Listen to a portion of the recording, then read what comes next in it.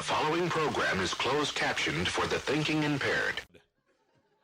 Well, the church burned down and no one knew what Pentecost Baptist was gonna do. The Sunday brimstone got so dadgum hot it burned up a church bus in the parking lot. In a panic, the Reverend Dr. White called up an ex-member that hadn't lived right. He owned Joe's beer joint right across the fence. It's the same Joe's he'd preached against. He said, I don't really want to be a hypocrite. I got a Sunday school class that's about to We're all excited about Revival Week and been moved by the Spirit, so to speak.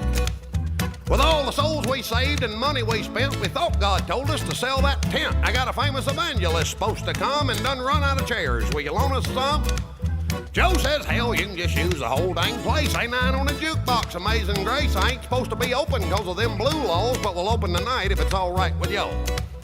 Preacher said, well, I reckon that'd be okay. The good Lord works in mysterious ways. He's going to talk about Joshua, Judges, and Ruth, and I reckon I could do it from the DJ booth. At the First Baptist Bar and Grill, it's the only church in the Bible Belt that smells like a whiskey still. When the sinners finish one more round, we'll have dinner on the ground and go inside and hell pray we don't get killed. The evangelist came with a well-dressed choir. They showed up around happy hour, looked around the joint and didn't take it real well, said the white ministry has gone to hell. Ms. Mills that taught youth Sunday school and two deacons in the back room shooting pool were sharing the Lord with a Jim Beam rep who was teaching Ms. Mills some line dance steps. Reverend White was reading from the book of Luke to a tall drunk trucker about to puke. He had John 3:16 memorized, trying to dry him out to get him baptized. The evangelist yelled about the lights in the beer, said, White, you can't save any souls in here. This place ain't nothing but a den of sin. Ain't the kind of place Baptist ought to be in. Preacher said, well, we don't really need y'all here. You didn't do a very good job last year. Only saved one sinner. That's Todd McGuire, and he's a little something set my church on fire. Joe's beer joint has done been revived. Only been here an hour and I done saved 5. Sure, it's got mirrors and a big dance floor, but I finally found the flock God called me for. They're at the First Baptist Bar and Grill. It's the only church in the Bible Belt that smells like a whiskey still. Not a stained glass window anywhere in sight, just a blood-stained floor and neon lights and a communion wine, and here is always chill. We're here every Sunday, we're living large, we're the only church with a covered charge. And if you don't like our doctrine and think we ain't devout, we'll have our bouncer throw your butt out of the First Baptist Bar and Grill. Or whatever. Tim Wilson with the First Baptist Bar and Grill here on the 43rd Brain Sandwich Podcast. Mike Madonna here, and we're going to continue playing the movie reviews that Jim and Jay did some 20 years ago. Gosh, I hate saying that because I didn't realize that much time had passed until recently. But anyway, what you'll hear today are Victims, The Carrier, and the Mountaintop Motel Massacre. Now, Victims was done with a guest reviewer. Her name is Jean Ponzi. She was at one point a station manager there, and one of the few people that I've felt there at the station that really understood the nature of the Brain Sandwich Show. And plus, she has a spectacular sense of humor anyway, so she got us. And she was upset to hear that we were being shown the door and told us that we should get a plaque for all we did. And I told her, Jean, the only plaque we're liable to wind up with is whatever is on our teeth when we walk out of the studio for the last time. And as it turns out, I was right. But anyway, Jean Ponzi reviews Victims with them, then The Carrier and the Mountaintop Motel Massacre. Talk to you later. Adios.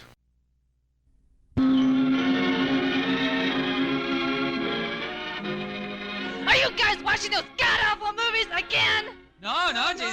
We're watching It's a Wonderful Life, That's huh, right, Jay? with Jimmy Stewart. And Donna Reed. It's our favorite. Yeah. Then why are there women running around and there's this guy chasing him with a shotgun? Oh, well, we hit the off button by mistake, Gene, and That's right. that's on TV. That's The Cosby Show. Yeah, it's networks, you know. That's Prime not, time. That's not The Cosby Show. That's absurd. That does not happen on The Cosby Show. Well, that's the new Cosby Show. They were losing ratings, so they had to do something, so that's what they're doing now. It's real strange. I thought so. Well, as long as you're not perverting the movie It's a Wonderful Life. Oh, no. we wouldn't do that, huh, That Jay? would be a crime. It would. Well, I better not catch you guys watching those god-awful movies because there will be a crime around here and you guys will be the victims. Okay. Ooh. Don't worry about us, Jane. We'll be good. Good Night. night. She gone? Yeah, I think she's gone. Oh, God. Why? Well, you know. What do we got? Jim, we got this movie called Victims. Oh, she just said that. She Yeah. just said, I don't know what it is. It's just uncanny that she knows it all the time. She does. It's She like a suspects sixth something. sense. But anyway, it's about these girls, these women, actually, young women, Yeah. who go camping out in the desert someplace. Uh-huh. Okay. But unfortunately, they meet these guys that are kind of crazy and they have shotguns and stuff. Yeah. Well, the guys, they see these women. Yeah. And the guys are out camping and driving a dune buggy and all that stuff. Yeah. But eventually, they don't care about the camping or the dune buggies or What do anything. they care They just about? run around and they kill everybody. That's right. I can't wait. Let's put this one in. Okay. Please. You're nice. You know that, don't you? You like to show it off. Walking around half naked, advertising everything you've got. Teasing. That's all women do, is tease men. Teasing them, leading them on, but never letting them touch. And you wonder why you get raped. This rhetorical question is posed by one of a pair of crazies who are preparing to menace 4 young women camping out in the desert in this week's movie, Victims, a Scimitar video release, filmed probably in the late 70s or early 80s. We can't get really a handle on the year it was done, but it looks like it, and as you pointed out, Jim, because it was the first year that Subaru put out the Brat. And that's our technical way of dating these movies, Jim, because our friend Dale in California, who's the first to buy almost any new gadget that comes out, was one of the first in the world to have a Brat back when in 1980 or something like that. Something like that. But anyway, it doesn't really change. None of this changes the fact that this is really a bad movie. And this movie originally, when you looked at the box, it would indicate that it was a psychological movie, a movie about mental illness. But instead of leading us down the primrose lane of learning about mental illness, this takes us down the psychopath of horror and degradation of women and just general bad movie making. Well, Jay, it doesn't have much good to say about men either. I mean, every man in this is made out to be some beer-drinking, swizzling moron, who can just about say nothing more than, "Hey, baby," that's it. That's basically all the only men. And the other guy's just drooling out of his car. He doesn't say anything. His wife says it all. And then, Jim. Huh? What? Jim. Huh? You were in the middle of a sentence. You just Oh, stopped. I'm sorry. Oh, I got distracted. Wait a minute, you didn't just get distracted.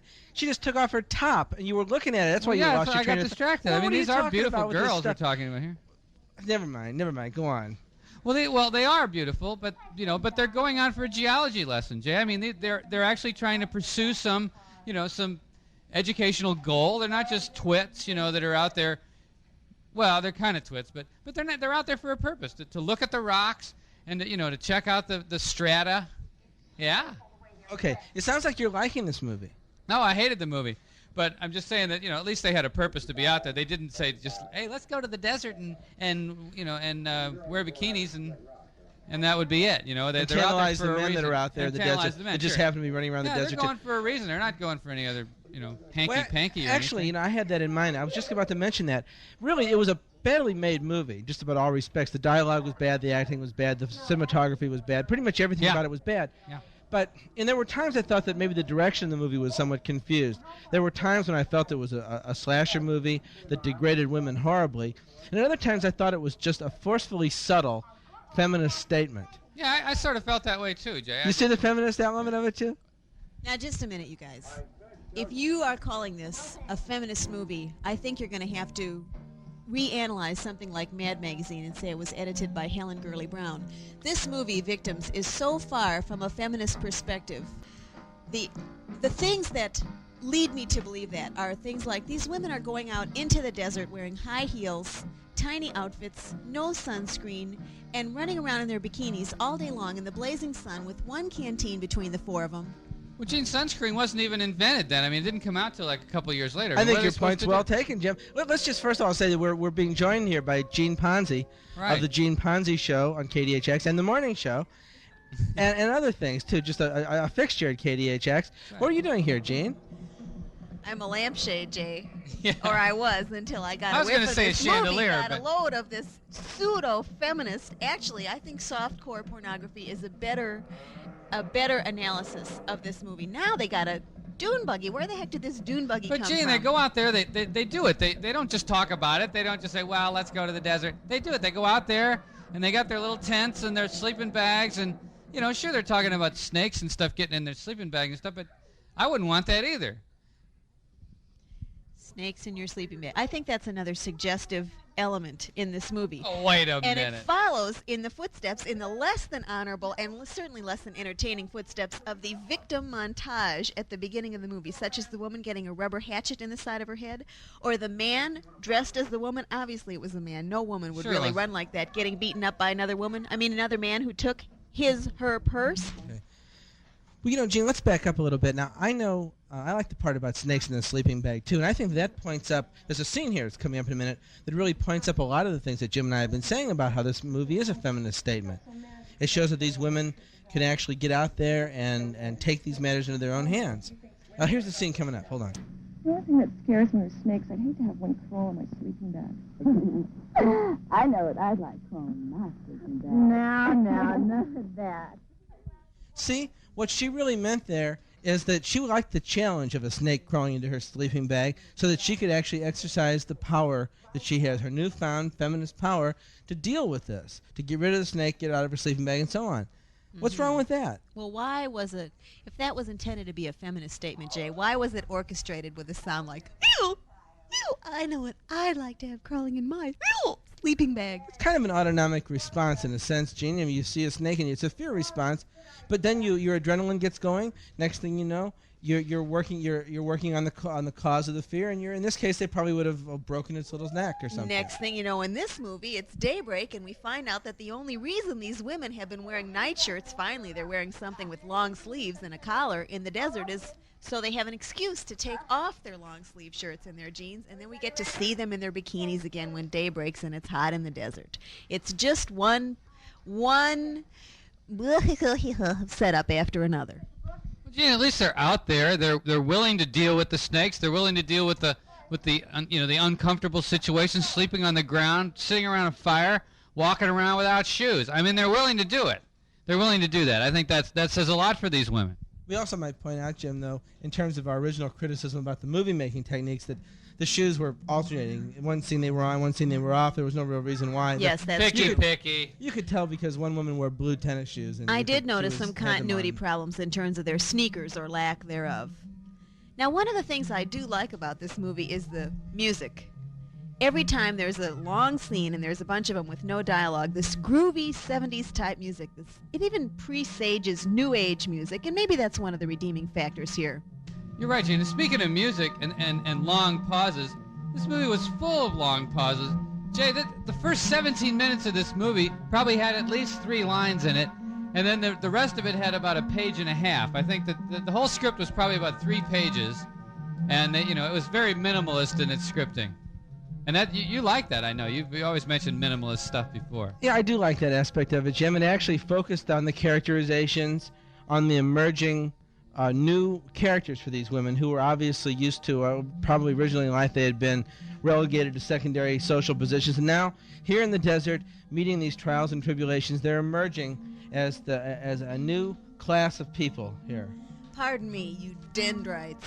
If these women are out in the desert on a geology expedition, why do they have no field equipment? I have not seen a pH paper or a little hammer or a collecting Ziploc baggie or anything in this whole movie. All I've seen is brightly colored nylon totes, which are in themselves alluring. Well, that's because they haven't gotten their pH papers yet. That's what they're Yeah, out they're in working the on. car. As soon as they're done, they'll write it up, and then they'll get their pH papers, and they'll be even better than No, they are. Jay, I'm talking about soil testing. I'm talking about scientific method. I'm talking about field study.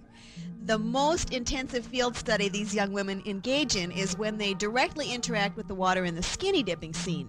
But you gotta have fun. It can't be all work. You gotta have some fun. You're out there. It's a weekend. You gotta have a little bit of fun. I mean, give them a break. I mean, is your whole life just work, Gene?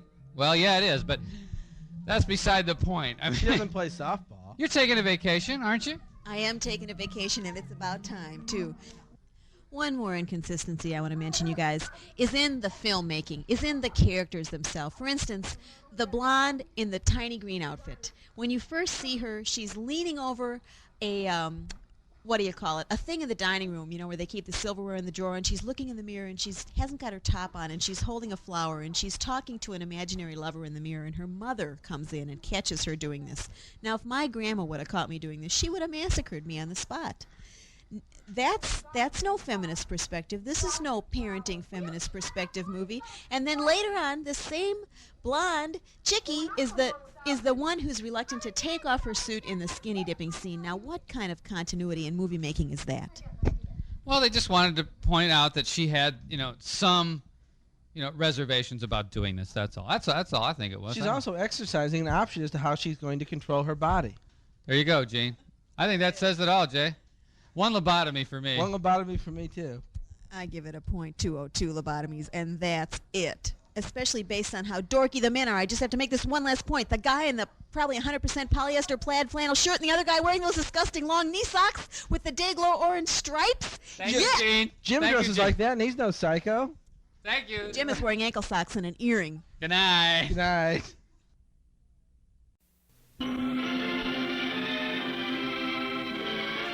Are you guys watching those god-awful movies again? No, of course not, Gene. We're What? watching It's a Wonderful Life. Yeah, with Jimmy Stewart. And Donna Reed. It's our favorite. Well, I'm looking for the carrier. Where is it?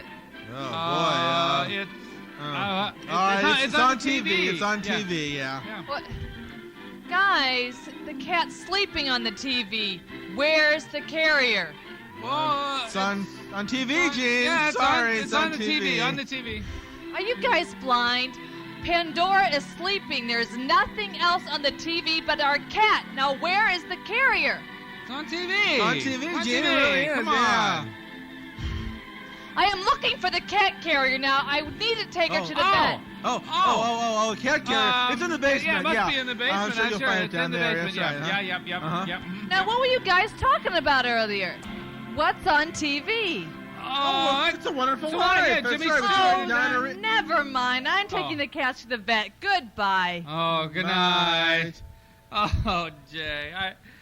I know what you're gonna tell me. It's about this mailman who goes around with a knife. No, and, it'd be great if he was rabid and went around, but that's not what it's about, Jim. It's not. So what It's is it about? Well, it's about this guy. Is it called? It's called the carrier. It's called the carrier. Okay, I didn't know. Yeah, and it's about this guy, and he's in this small town someplace, and we don't know why, but he gets sick for something. I don't know. This thing touches him or scratches him, and then he gets sick. Yeah. And he goes around, he touches everything. See? Yeah. But when he Ew. touches something, it's really you wouldn't even know he was touching it until Yeah. somebody else touches whatever he touched. Yeah. What happens then? Well, then they melt. Ew. Whenever they touch it, they start screaming and they implode and they melt and everything else. Oh, See? that sounds horrible. So everybody in town gets real upset because everybody's melting. Yeah. Is there somebody named Patty in this movie? What are you talking about? Well, you've heard of a Patty melt, haven't you? Shut up! Shut up! Oh, Shut sorry. up! Anyway, Jim, the townspeople, like I said, they're real upset. See? Yeah, yeah. And they know there's a carrier out there. Somebody. Yeah. They don't know who it is. Yeah. What happens? Well, you know what they do? No. They get knives. Yeah. And guns. Yeah. And hacksaws. And chainsaws. Yeah. And machetes. Yeah. And then they wrap themselves up in like saran wrap and duct tape and all kinds of Really? stuff, just so they don't catch the disease. See? Oh yeah. But then they all run around town. Yeah. And they Come kill here, everybody. Oh, that That's sounds right. wonderful. Yeah. Protect yourselves! They're killers! It's the Joneses! What the hell are you talking about? I heard them planning! Do something before they kill the rest of you! Joneses aren't gonna kill anybody. Half this area's contaminated! Then why are they building a fortress for an all-out war? What fortress? They're building fences and they're boarding their windows. Why didn't you say something? I didn't know it was for a war! They got barbed wire, too! That's right, I saw that. They're slaughtering you like sheep! Sons of bitches. Why are they hoarding so many cats? That's right! If they weren't hoarding cats, your friends would be alive today! They sure as hell ain't offering any cats to us. Goddamn liars! They got hundreds of red-marked objects, too. If it wasn't for the Joneses, we'd have cats.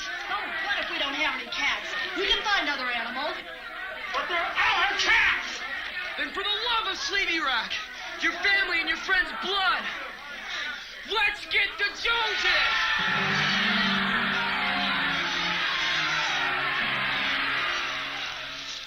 Well, Jim, today's movie is a Swan Video release, The Carrier.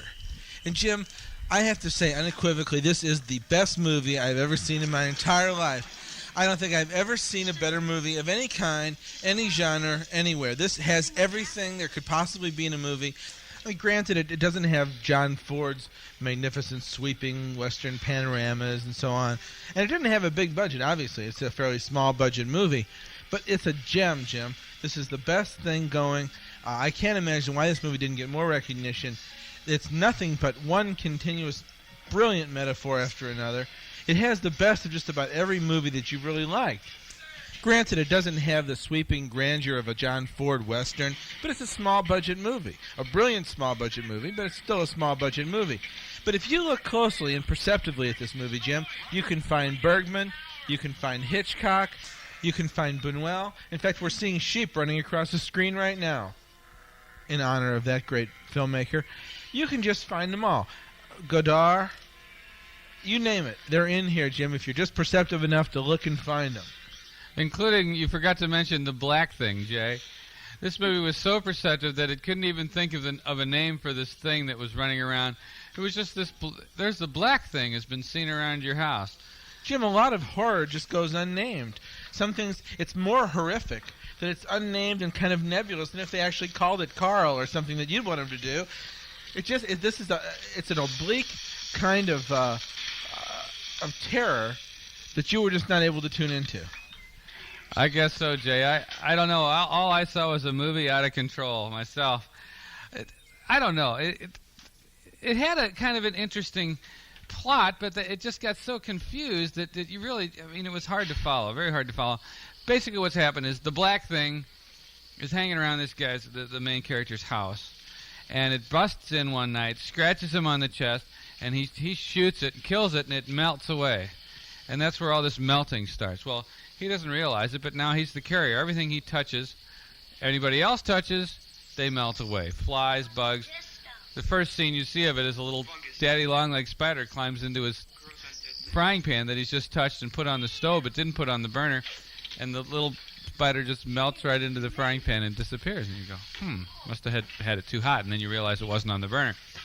But after that, Jay, it gets into all these strange things with they're running around town checking everything with these little chicks, Jay. They just running around putting chicks on the telephone pole and putting little chicks on the street and putting little chicks on the telephone receiver, and all of a sudden whatever eats it up, they mark it with a red banner. Jim, that is symbolism. The chickens were symbolism, you dumb cluck.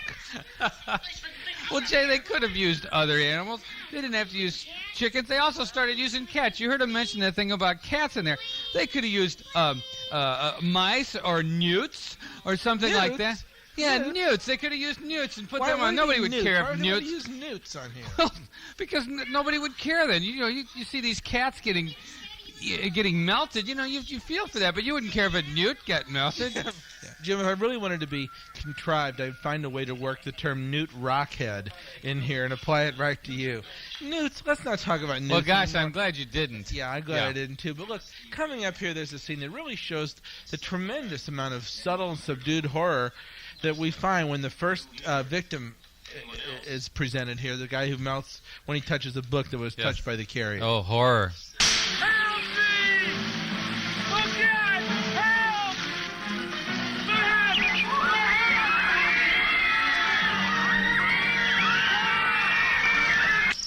What happened? Tetanus. Get this man ready for surgery. What did this?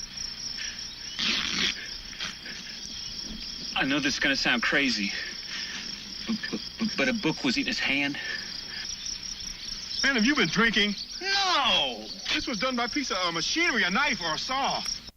Well, yeah, I had to cut off his arm to stop the book. Look, man, you're going to pile on that crap that you had to cut off this man's arm because a book was eating it. I just wasn't going to sit there and let it eat him. That's right, Jay. That was truly horrific. Wait a minute, Jim. I know you're being sarcastic. What if you were sitting home on Sunday night like you usually do, reading a copy of Tom Swift and his electric bald head polishing machine, and all of a sudden it started eating your arm? Wouldn't that be horrendous? Wouldn't that be horrific for you? Well, of course Wouldn't it you would. be scared? Wouldn't that be Of course terrifying? It would be, yes. This thing is melting your hand away, and now it's climbing up your arm. It's headed toward your shoulder. You don't think that's scary? Yeah, that would be a little scary, but it was also scary. The movie was scary just because it was so bad, Jay. I mean, remember Poltergeist that got so much acclaim? Poltergeist 1? Sure. That scene where the book flies up to the door and flaps its little pages like a bat? Oh, that was cute, Yeah, though. people thought that was wonderful. It was just And now cute. here, this thing is eating the guy's arm, and you're laughing at it. All right. Let's leave this alone. Let's get to the cats. I mean, Jay, the cat thing it gets so muddled. These people are arguing about cats, who gets the cats, and the cats become their whole way of life. It's incredible. They're wearing Saran wrap. They're arguing about cats. They're killing one another. And there's a scene coming up here that just makes it even worse. It's great. I want every wall, every door, every corner of our house tested. This tragedy will never happen here again. Something that'll test and keep testing. Yeah. Like cats. Every farm's got hundreds of them. We'll load this place. So go out there and get me cats. So what do, Jay? They go out and they get cats everywhere. They're running around. But it gets worse. Now they confront another group who's also come upon the same idea to get cats to test for this horrible thing. And what they do is, again, every time they find a spot, they mark it with a red stripe. And this has significance later on. Here they come again. Here come the cats. Hey! Don't touch those! Those are ours! We got them running. Hold it right there! What the hell are you talking about? Hold it! Josh, what is this? I said stop! But we can't find none. Show a little compassion. There's hundreds of cats. Watch this. And you're a God-fearing man. We gotta face your knives in order to save our families. What about your families? Yeah. Lying drunks? We can't give them cats. Show a little compassion. You can have two. What are you Take them out. Take them out. Well, Jay, at least they're having compassion. But this is early in the movie. Later on, there's no compassion. Okay, and I say, really, it gets worse. I got to do one more. I can't stand it. Here it comes. This is the pinnacle of catness. This is great. It's coming right here. I always knew you were a yellow liar. Attack so I can put an end to your pathetic life. Hoarding cats, stocking weapons, killing our men. You started that. They weren't spreading the disease. We let you have cats. As God is my witness, we're the ones who are trying to help. Then bring out the cats. Oh, I can see now cats aren't what you need. Please accept the Lord as your Savior. Yes. Can I use the Lord to test objects? Come on, Josh. How can you talk sense with them? They just don't listen.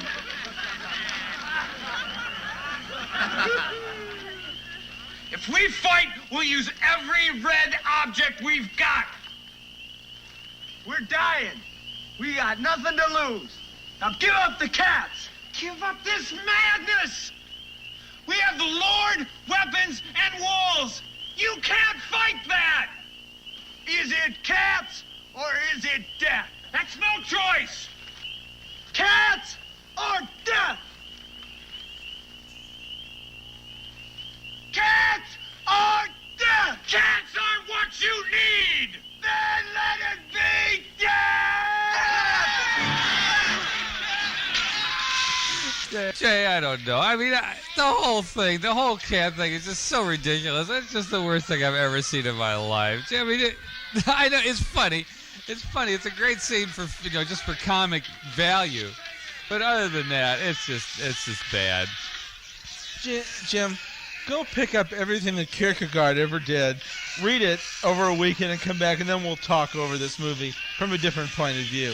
That's one of the best scenes I've ever seen.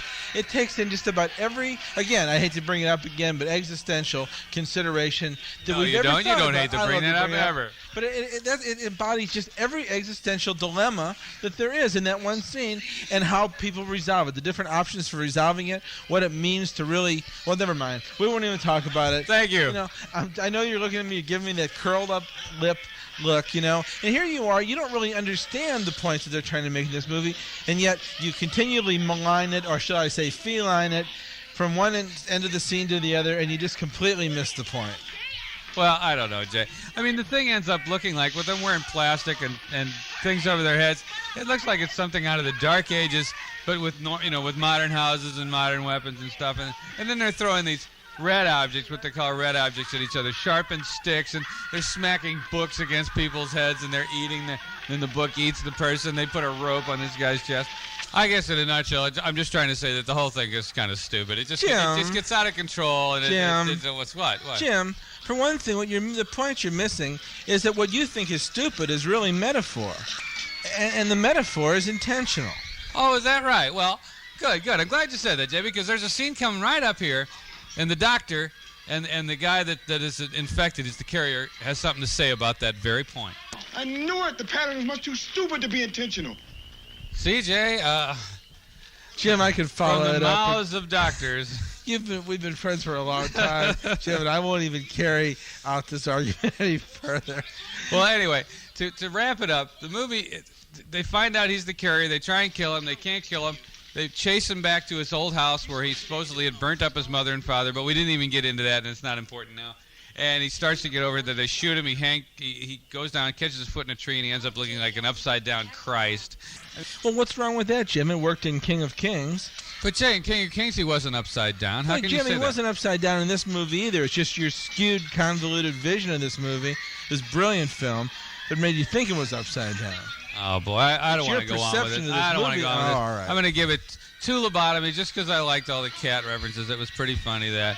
But that's all I can give it, 2 lobotomies. Jim, a rousing 5 lobotomies. Oh, Jay, Jim, no. Better. If I could give this 6 lobotomies, I would. Anybody who wants to see what the perfect example of this type of film is, this is the movie to see. I loved Motel Hell. I loved Basket Case. And some of the other fine ones we've seen. But this one transcends all of those, and it's just become an absolute classic of its kind, and probably made it on quite a low budget. Okay, well, Jim, right at the end here, I just want to show you this final scene that really points out in the most gut-wrenching way the real existential doom that pervades this movie. That just, if you don't understand it after watching this, you'll never understand what people like Kierkegaard and Nietzsche and people and Sartre and people like that really wrote about and talked about. And I know you will, though. I know you're not that dumb, and I know that you're going to understand this really intensely when this scene is over. Well, I'll watch your scene, but I have a scene too that I want to show you. Just one final statement as to how screwed up they got this. I think they I don't know what happened. They must have had the script together and somebody cut it up and gave it to people, and they gave it to them in the wrong order or something. Because it's really humorous. It turns out to be really humorous, and well, you can go first, okay? Well, Jim, it's coming up here in a second. Well, mine's coming up here in a second too. Sleepy Rock was soon evacuated by the government.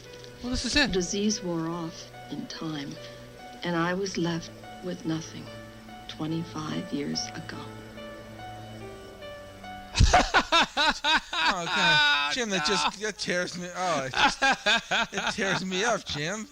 Jim.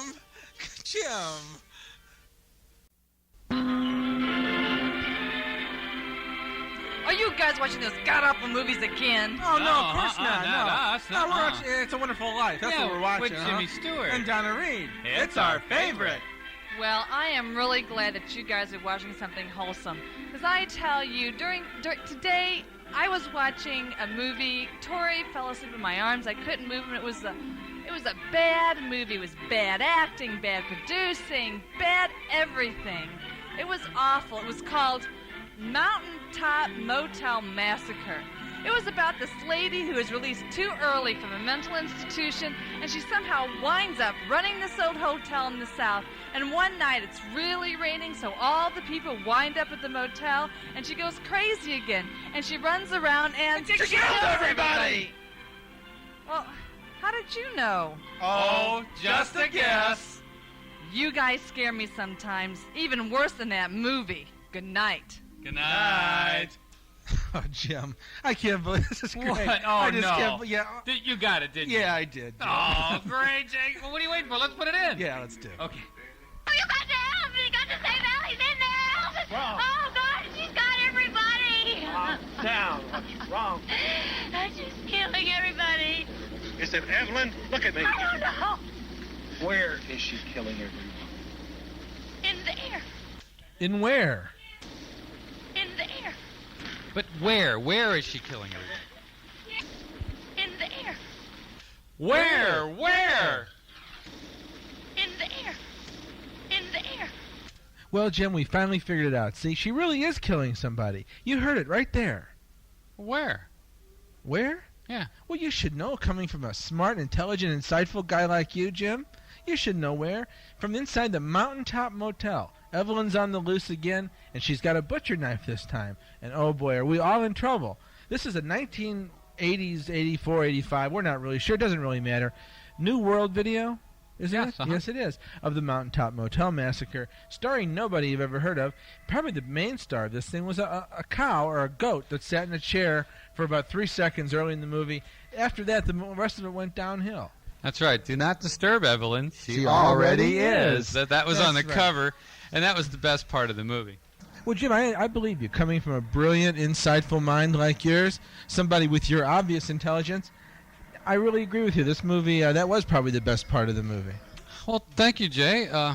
Anyway, this story, Mountaintop Motel Massacre, there's not really much we can play out of it. You know, there wasn't that many good lines or anything. Basically, the story is Evelyn gets released from an insane asylum after, I think, killing someone. And she comes back, and she is the manager of this motel with her daughter. And her daughter has this little room that it's really strange. She has this little kind of satanic room with a goat and a little rabbit and a pig's head down there and a bunch of pictures. That's wonderful. That's And awe-inspiring. It's in the. No, that's wonderful. That you were able to tell that was a But goat. could you and a tell pig where and it all that was? No, I couldn't tell because, Jim, I'm not as bright as you are. I don't have the brain power that you have. Well, I'll tell you where it was, Jay. In the air! That's great, Jim. In there. That's really brilliant thinking. Only a smart mind, only a superior mind like yours could have figured out how to do that and put that in there again. Wait a Because minute. that's great. That is really Wait brilliant. Wait a minute, Jay. What? What are you doing? Why are you doing this? Nothing. Besides, I know What's that with all this praise, this false praise? Come on. It's not false praise, Jim. It is, too. It is not. I've always admired your mind. Jay, that's not what you usually tell me. Well, Jim, last week, I think it was at the station during the show, or after the show last week, we were talking about something, and you had some just some creative attitude about something, some idea that you wanted to express, and I just said the first thing that came out of my mind, I said, well, you're stupid to talk like that. Now, and you just shut up. And you sat there, you were just sort of in the chair, slumped in the chair, and I couldn't figure out what you were doing. Then I realized that your feelings were really hurt because I called you stupid. Well, Jay, they were hurt. Jim, you're stupid if you let your feelings Wait, get hurt. there you go again. Now look. Were you really upset with me? Well, yeah, I mean, you've called me a moron, you've called me an idiot, you've called me... Imbecile. An imbecile, but you've never called me stupid.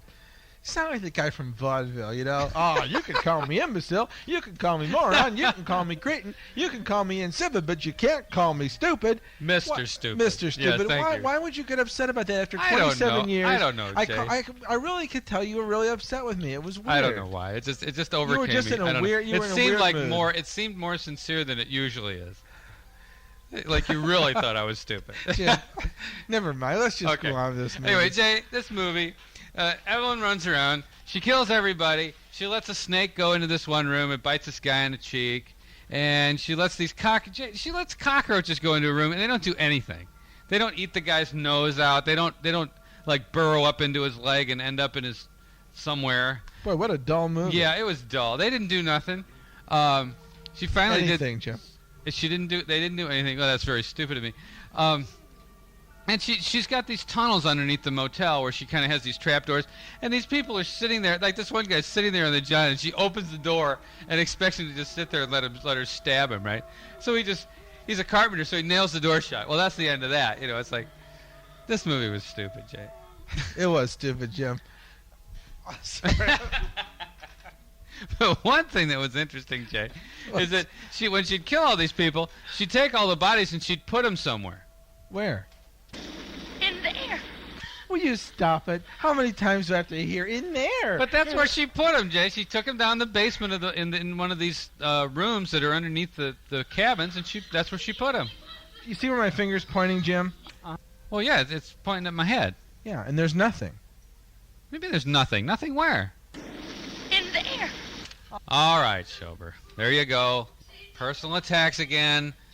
It's just another way to call me stupid. That's all it is. You're doing it again. Jim, I wasn't trying to do that at all. I was just trying to show you what it's like to have you keep playing that in there all the time. No, it wasn't. No, you're just using that as an excuse. That's all. I'm not using that as an excuse. I'm just trying to show you that it's stupid. All right, let's stop the personal attacks then. It's enough of that. Let's go on with the movie, okay? All right. All right. So, anyway, it goes on. The police show up. They track down Evelyn, and she ends up cutting her throat off, slitting her throat with her own scythe. Cutting her throat off? Well, I made a mistake, Jay, okay? Cutting her throat off? I'm not perfect. Not like some people we know. I know you're not perfect. Not like some people we know. You're not stupid, of course, Jim. Of course but not. You're not perfect. Right. You're absolutely right. Okay. Where were we in this movie? Evelyn had just gotten her throat cut off. Oh, I forgot about yeah. that. Okay. I can't think of anything very good about this movie. I can't either. Thank God we didn't have to watch it twice. That's all I got to say. Really? We almost got getting into motel stories, too. We almost did, but it's much more fun this calling is much you more stupid. fun. Yeah, it is. And so I'm gonna have to give it a half of lobotomy, Jay. I just didn't like this at all. You're stupid. It's worth at least one lobotomy. Jay. Oh, I'm sorry, Jim. I mean, you're misguided. It's worth at least one lobotomy, despite how bad it is. That's better. Thanks to Star Video. What's their new address? I don't know. They It's have a new few doors address. down next block, isn't it? Look a block further south than you did before. It's not at 3117. It's probably at 3172 or something I don't like know. that. Yeah. No, because it's on the same side of the street as it was before, Jim. Oh, that's right. 3173. If you were to, well, I'm sorry. now, Jay. Never mind. Thank you. I'm sorry. Somehow the odd and the even are on different sides of the street. And the evens are all on one side. So if it's on the same side of the street, Oh, it's yeah, probably, that's right. We drove cabs together. It's probably still even, an even number. Anyway, there's one last thing that we got to say, Jay, and that's... I'm sorry. That's not what the last thing is. I'm sorry I called you stupid again. Okay. Are we Did friends you? again? I didn't catch it. I didn't really catch it. You should have let it Never go. mind. I didn't hear it. I didn't mean it. Okay. Jim, I just have one last comment about this movie. When the makers of this movie finished it up, they should have walked around behind the studio, wherever they made it, opened up the big dumpster, and guess where they should have put it? No, Jay, no. It doesn't work anymore. I know you just want to get it so it'll say in there again, but it doesn't work. It doesn't work anymore. It doesn't work? No, What do you mean everybody. It doesn't work? Well, everybody's expecting it. They know it's what's going to happen, and so it doesn't work. You know. All of a sudden, you've become Bergman in your old age? Bergman? You mean Candace Bergman? Jim. Jim, that's brilliant. That's wonderful. That's insightful. That's really, really a bright mind to think of something. That's really funny. What's so funny about that? Never mind. Let's just go on with this thing. Why do you want to change the end of the movie? We got a great ending. It's been working all the way through. That's just it. It doesn't work now. Repetition, Jim. Yeah, but We if hit you 'em with the expect same it to thing. happen, it's not funny. I mean, if she would have changed it and pointed down the basement, said it's down there, or if she would have pointed outside and said it's out there, or anything but what she said before. Because I mean, your obsession with repetition, it gives me a pain in the you know what. Well, Jim, that just gives me a great idea what you can do with this movie and your great ideas. I know where you can put it. Where? Up there. Jay. I'm sorry.